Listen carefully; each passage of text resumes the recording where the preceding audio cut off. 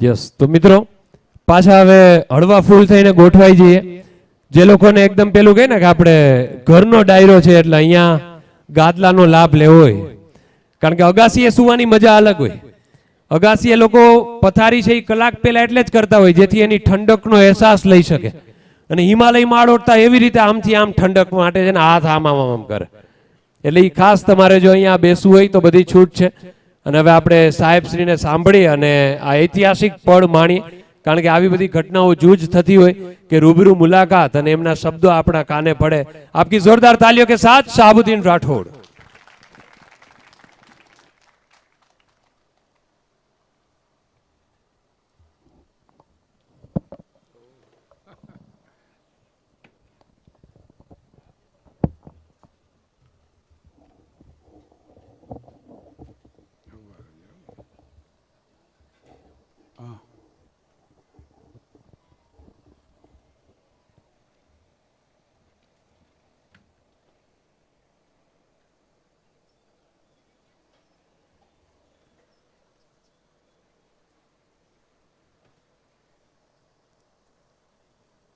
શરૂ કરવાનું.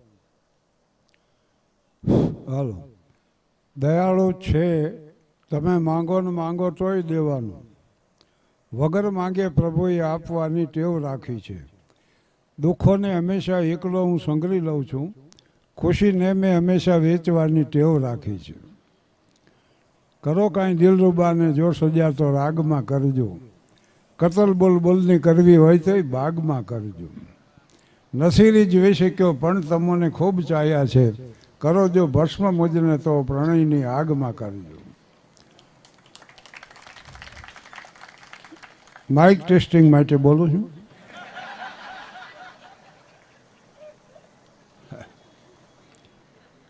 સ્ટેજ શોને મને 52 વર્ષ થયા.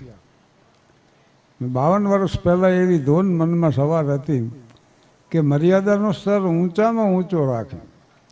સહકુટુંબ સાથે બેસીને માણીએ કે હું હાસ્ય સર્જું અને રજૂ કરું.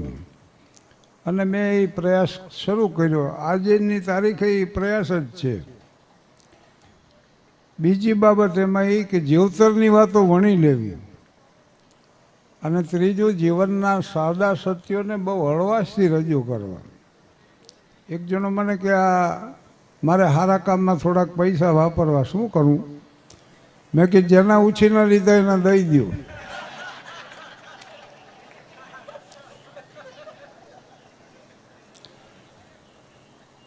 અને તમે શાંતિથી વિચારો તો એ કામ, આ વાત તો સાચી જ છે. પીપા પાપન કીજીએ પુણ્ય કિયા સો બાર, જો કિસી સે ના લિયા તો દિયા સો બાર. અને તમને નવાઈ લાગશે પણ આમાં મોટામાં મોટી પ્રેરણા હોય તો મહાત્મા ગાંધીજીની. બોલો, ગાંધીજીની 2 વાત મેં બરાબર યાદ રાખી છે. એક કે મારામાં વિનોદ વૃત્તિ ન હોત ને તો મેં આત્મહત્યા કરી હોત. એક વાત. બીજું, ગંભીરતા વગરનું હાસ્ય અને હાસ્ય વગરની ગંભીરતા બેય વ્યર્થ છે. ભગવાન મહાવીર કહેતા હો કે જ્ઞાન વગરનું કર્મ ને કર્મ વગરનું જ્ઞાન બેય વ્યર્થ છે. એટલે ગાંધીજીની આ વાત સ્વીકારીને મેં હાસ્યનો એના ઉપર મંડાણ કર્યું. પત્રકારો મને પૂછે કે તમારું નામ છે શાહબુદ્દીન અટક રાઠોડ, તો તમારી જાતિ કઈ? એટલે હું કહું નર જાતિ. પણ એમાં ઊંડી વાત એ છે કે મંદિર મસ્જિદ गिरजा घर को बांट लिया भगवान को, जमी आसमां को भी बांटा, मत बांटो इंसान को. तो हिंदी है हम वतन है हिंदुस्तान हमारा. આટલી વાત પૂરતી છે.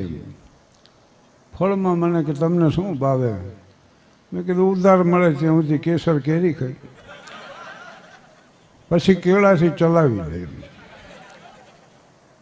તમારા પત્નીના સ્વભાવ વિશે કંઈ કહી શકશો? મેં કીધું ના, હું ન કહ્યું. હું સહનશીલ છું એવી તમે નોંધ કરજો.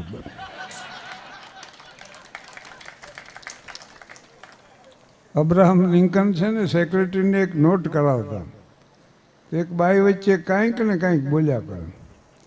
એટલે સેક્રેટરી કે સાહેબ આ કર્કશા છે કોણ? તો લિંકન કે મારા પત્ની છે મેરી ટોડ લિંકન. બોલો મૂંઝાઈ ગયો કે સાહેબ માફ કરજો મારી ભૂલ થઈ ગઈ. લિંકન કે નહીં નહીં ભૂલ મારી થઈ છે, તમે કેમ માફી માંગો?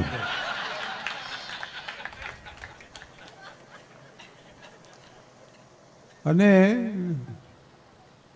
એક વળી પત્રકાર કે તમે તમારા પત્નીને ઘરકામમાં મદદ કરો છો? આવો પ્રશ્ન પૂછ્યો. તમે તમારી પત્નીને ઘરકામમાં મદદ કરો છો? મેં કીધું ના, એ મને મદદ કરે છે.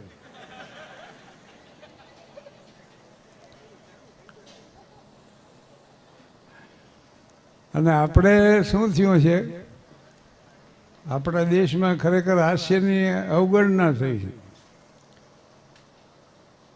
ભરત મુનિએ જે નાટ્યશાસ્ત્ર લખ્યું ને એમાં શૃંગારના પેટારસ તરીકે હાસ્યને વર્ણવ્યું, સ્વતંત્ર નહીં. રમણભાઈ નીલકંઠે ભદ્રમ ભદ્ર પહેલું પુસ્તક લખ્યું અને હાસ્યરસનું એ ગુજરાતી સાહિત્યનું પ્રથમ પુસ્તક. પછી અમે બધા લખ્યું, જ્યોતિન્દ્ર દવે, ધનસુખલાલ મહેતાએ. પણ હાસ્ય મંદિર નામનું રમણભાઈનું પુસ્તક છે ને એમાં પ્રાણ પ્રતિષ્ઠા હાસ્યની કરી. એટલે એક અલગ રસ તરીકે જ તમે યુરોપિયન કન્ટ્રીઝમાં જુઓ કે અહીંયા જુઓ તો એક humour, wit, satire, irony, parody, farce, buffoon, caricature, black humour, અનેક પ્રકારો. અને એક એક ઉપર પાછું વોલ્યુમ મળે. હ્યુમર ઉપર એક જ આખું વોલ્યુમ મળે. તારક મહેતા મારા ખાસ મિત્ર હતો. અમે બેઠા હોય એને અહીંયા પુસ્તકો ઘણા હતા, પણ મોટા ભાગના અંગ્રેજ. હવે માણસો હસતા શીખ્યા છે. હાસ્ય કલાકાર ને હ્યુમરિસ્ટ ને એવા શબ્દો હવે આવ્યા છે. નહીતર વાયડી કરે થોડીક ને આમ કરે એવું લોકો કહેતા. અને મારું ગામ છે ને થાનગઢ, સિરેમિક માટે પ્રસિદ્ધ છે. 300 યુનિટ છે અમારા. એક જમાનામાં ગુજરાત રાજ્યમાં માથાદીઠ આવકમાં પ્રથમ નંબરનું ગામ ને ભારતમાં ત્રીજા નંબરનું ગામ. એ મારી જન્મભૂમિ છે, કર્મભૂમિ છે. એ જ શાળામાં હું શિક્ષક હતો.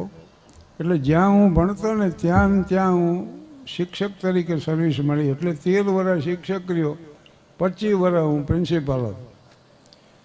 પણ 38 વર્ષ 4 મહિનાની ફલશ્રુતિ 38 વર્ષ ને 4 મહિના મેં શિક્ષણ ક્ષેત્રમાં પસાર કર્યા. To educate the children means to love the children. Gurudev Rabindranath Tagore. બાળકોને શિક્ષણ આપવું એનો અર્થ એ કે બાળકોને ચાહવા. મેડમ મોન્ટેસરી કહેતા હોત કે બાળકોને સમજાવવા પ્રયાસ ન કરો, સમજવા પ્રયાસ કરો.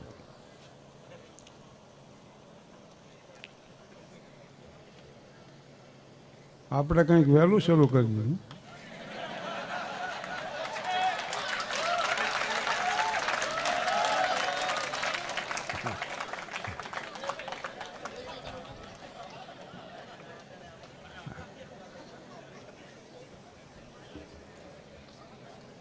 બેસી જાઓ ને ભાઈ તમે.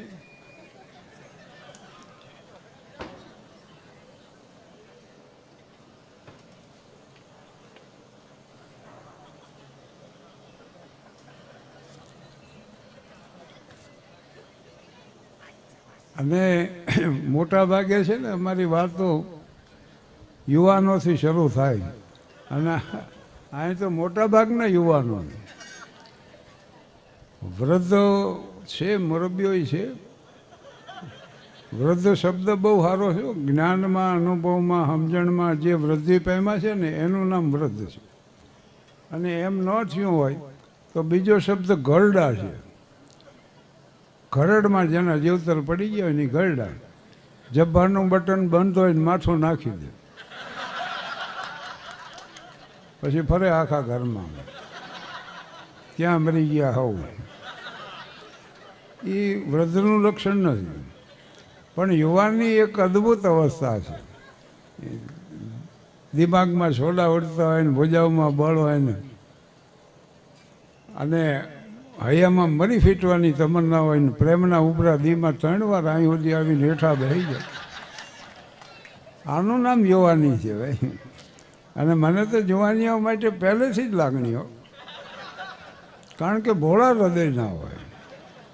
જરાક કોઈ કશીને વાત કરે ને મન મોટું દેખાડે ને તો ઘાસમાં એ ગાય હાલી જેમ હાલ્યા જાય.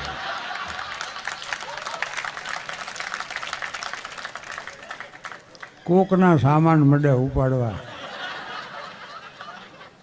કોકના છોકરા રમાડવા માંડે, ખિસ્સામાં પૈસા ન હોય ને આઈસ્ક્રીમનો ઓર્ડર આપીને બેઠા હોય. યુવાનીમાં આ બધું સહજ છે. સમંદરના તરંગો ચાંદનીમાં નીલ લાગે છે, પવનની લહેર પણ ઝળકી ઉઠેલી બીન લાગે છે. એ કુદરતો કે માનવ એક સરખો છે અનુભવવા, જોવાની હોય છે ત્યારે બધું રંગીન લાગે છે. અને સૌથી વધુ એને ઉર્મિઓ ઉઠતી હોય ને એ અવસ્થામાં તો એ પ્રેમની છે. અને આમ જો જુઓ તો મોહબ્બતના સવાલોના કોઈ ઉત્તર નથી હોતા, અને જે હોય છે તે એટલા સદ્ધર નથી હોતા. મળે છે એક જ પ્રેમીને સાચી લગન દિલની, બધાય ઝેર પીનારા કાંઈ શંકર નથી હોતા. હવે માકડ મારવાની દવા પીને લાંબો થઈ ગયો એને નીલકંઠ ન કહેવાય.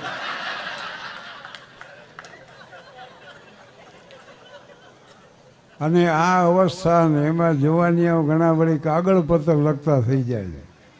અને એમાં સામેથી જવાબ આવે તો એને સ્વર્ગને હાથ મેચનું જ છેટું.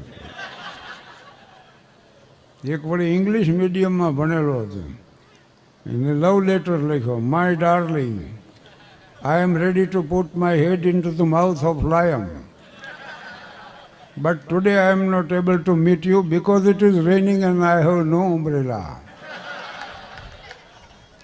આવી પાછી એની ફનાગીરી ગઈ. પણ આ જુવાનીઓ પ્રેમપત્ર લખે ને, બજારમાં જઈને ભારે માયલા કાગળ ખરીદી આવે અને હારામાં હારા અક્ષરથી લખ્યો. આ અક્ષર સુધારવાની શરૂઆત અહીંથી થાય.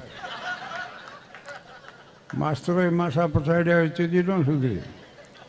અને કેવી શરૂઆત કરે, પ્રિય, તરત બીજી લીટી, તને શું લખું, 3 પ્રશ્નાર્થ શરૂ કરે. પછી જે વર્ણન શરૂ કરે, ગુલાબની પાંખડી જેવા તારા હોઠ, દીપશિખા જેવી તારી નાસિકા, નિર્દોષ હરણીજી જેવી તારી આંખો, મેઘધનુષનો કેશકલાપ હોય એવા તારા વાળ, અને ચંદ્રમા જેવું મુખ આરવ્યું.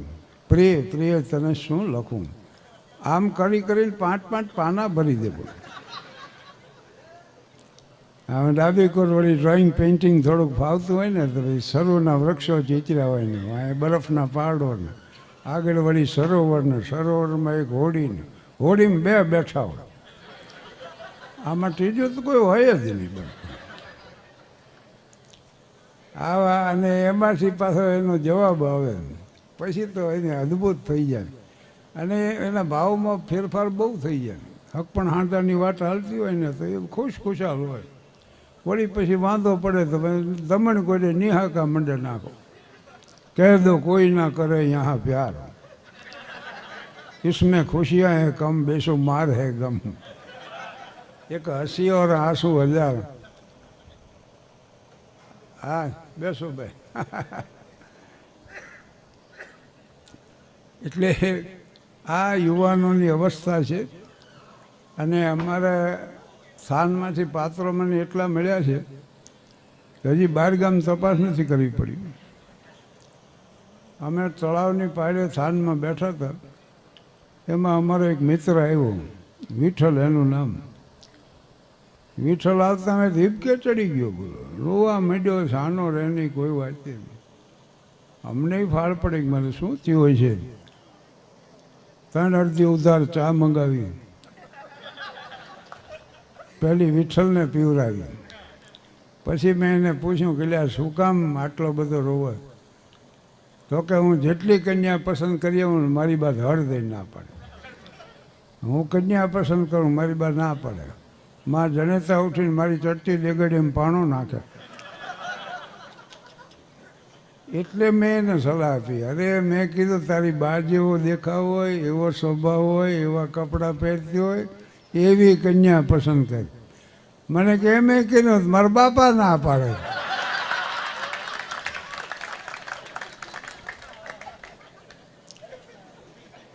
બીજો એક મિત્ર અમારો ધીરજલાલ કાપડિયા, હવે ગુજરાતીનો વિષય લઈ અને BA પાસ થનારી ગામનો પહેલો ગ્રેજ્યુએટ, એટલે એનું સન્માન કર્યું. ધીરુને સ્ટેજમાંથી બેસ્યો, બધા પ્રતિષ્ઠિત નાગરિકોએ એની પ્રશંસા કરી અને પ્રતિભાવમાં ઉઠીને ધીરુએ એક ભાષણ કર્યું. એમાં તો નાચમાં ડંકો દેવાઈ ગયો, ગામ આખું મંડ્યું વાહ વાહ કરવાનું. અને ધીરજલાલ તો પાછો ગુજરાતીનો વિષય લઈને ગયેલો, વાત વાતમાં શેર શાયરીઓ મંડે બોલવા. જીવનભરના તોફાનો કાઢી રહ્યો છું ફક્ત એના મોગમ ઈશારે ઈશારે, ગમે ત્યાં હું ડૂબું ગમે ત્યાં હું નીકળું છે મારી પ્રતીક્ષા કિનારે કિનારે. એમ તો આગળ બોલવું. અમારા સુખ અને દુઃખની વચ્ચે સમયના વિના કંઈ તફાવત ન જોયો, બધીએ મજાઓ હતી રાતે રાતે ને સંતાપ એનો સવારે સવારે. જીવનો કે મરણની બંને સ્થિતિમાં મરી જે લાચારી કાયમ રહી છે, જનાજો જશે તો જશે કાંતે કાંતે, જીવન પણ ગયું છે સહારે સહારે. હવે ધીરજલાલે ભાષણ કર્યું ને ગામ આખામાં ડંકો દેવાઈ ગયો ને મંડ્યા હક પણ ના કાગળ આવો. તમારે ધીરુવળી કાગળ વાંચીને કે કન્યા ગ્રેજ્યુએટ છે, લકે ગ્રેજ્યુએટ નથી તો ગ્રેજ્યુએટ કન્યા વગર મારા સાહિત્યિક વિચારો હું કેની પાસે વ્યક્ત કરું? મારી આ ઉર્મિઓની અભિવ્યક્તિ ક્યાં જઈ કરું? મને કોણ સમજશે? આવી વાયડીએ ચડી ગયું. ગ્રેજ્યુએટ કન્યાની તપાસમાં 7 વર્ષ ગયા. પછી ધીરુએ ધોરણ ઘટાડ્યું કે હવે ઇન્ટર હોય તો ઇન્ટર ચાલશે, હું ચલાવી લઈશ. તો 4 વર્ષ ગયા ઇન્ટરમાં. પછી તો જીવ માસે આવી ગયો કે હવે મેટ્રિક પાસ ન કરો તપાસ. મેટ્રિક પાસનો મેળ ન ખાધો. અત્યારે ધીરજલાલને 39મું વર્ષ હાલે અને હવે એમ કહે છે કે કન્યાને અક્ષર જ્ઞાન હું આપીશ.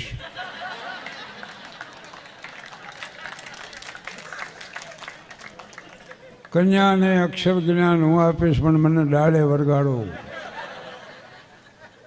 ઉગ્ર સ્વભાવનો થઈ ગયો. લગ્નના ઢોલ નથી સાંભળી શકતો. બોલ શેરીમાં કોકની આ લગ્ન હોય ને ઢોલ માટે વાગવા ધીરું બાજવા દોડે. બીજી શેરીમાં વગાડો. ઓલા કે લગ્ન અમારે અહીંયા ઢોલ બીજી શેરીમાં વગાડવા જાય તારા દખે. ગામમાં જાગરણ હોય ને તો એ બહાર ગામ ગયો છે. પછી એને ખબર પડે કે અહીંયા જાગરણ છે. પણ આ જાગરણ શબ્દ આવ્યો ને, બહેનો જાગરણ કરે છે. લોકમાન્ય ટિળક ઇંગ્લેન્ડ ગયેલા તો ત્યાં એક અંગ્રેજે એમને એવો પ્રશ્ન પૂછ્યો કે તમારા દેશમાં સારો પતિ મેળવવા માટે યુવતીઓ જુદા જુદા વ્રત કરે છે, એ પ્રમાણે સારી પત્ની મેળવવા માટે યુવકો વ્રત કરે છે? પણ આ તો લોકમાન્ય ટિળક જેવા વિદ્વાન એ કે અમારા દેશમાં બેન દીકરીઓ છે ને એ સદાચારી સંસ્કારી અને ચારિત્રશીલ જ છે, એના માટે વ્રતની જરૂર નથી. પણ સામે એવું નથી એટલે આમને વ્રત કરવા પડે છે. બહેનો વ્રત કરે ને એ વ્રત જે વ્રત ના કરે ને, વટ સાવિત્રી ના કરે ને, ઊભા સોમવાર કરે ને, આડા કરે ને, નવા લુગડા પહેરીને આખા ગામના મંદિર ફરી આવે. હવે પોતપોતાની રીતે મહેનત કરે પણ હરવાડે તો બાઇકમાં હોય થઈને ઊભો રહે. પણ એક બાબત છે કે આ બહેનો એક જ રાત જાગે છે ને જાગરણ કહેવામાં આવે. જો અને આ 52 વર્ષથી કરી છે એ ઉજાગરા.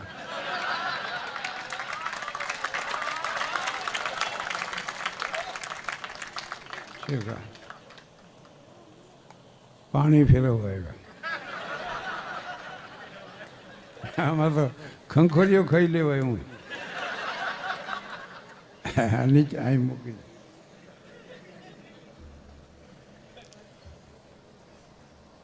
ઇંગ્લેન્ડની ને લોકમાન્ય ટિળકની વાત કરતો હતો.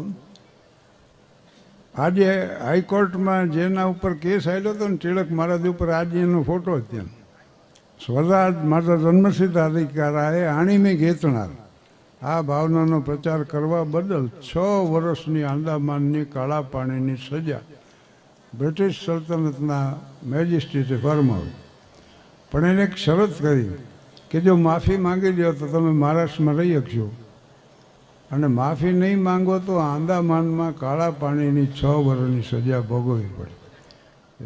ટિળક મહારાજે કોર્ટમાં કીધું કે માફી માંગીને હું મહારાષ્ટ્રમાં રહું તો મારે મને આંદામાન છે, અને સોમાન ફેર હું આંદામાનમાં રહું તો મારે મને એ મહારાષ્ટ્ર લાગે ને કहाँ ગયે એ લોગ. પણ વિઠ્ઠલની વાત કરી, પછી ધીરજલાલ કાપડિયાની વાત કરી. અમદાવાદ તો મોટું શહેર છે.